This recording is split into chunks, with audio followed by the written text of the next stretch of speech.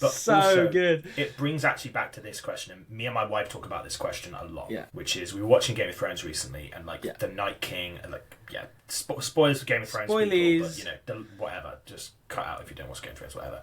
The Night King, if he wins, he drowns the entire world in ice. Yeah. It's an endless night. What does he do? I always have this where I'm like, what's do you motive? Do when you win?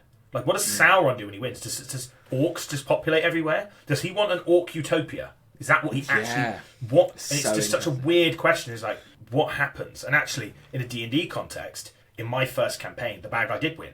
And I had to ask myself that question of, like, he was like this Lord of Undeath, like Nagash from Warhammer. Yeah. And it was like, what does a person whose entire goal is to drown a universe in undeath, what does he do when he does that? And I was like, he just sits in contemplation, basically. Yeah. He just sits in perfection.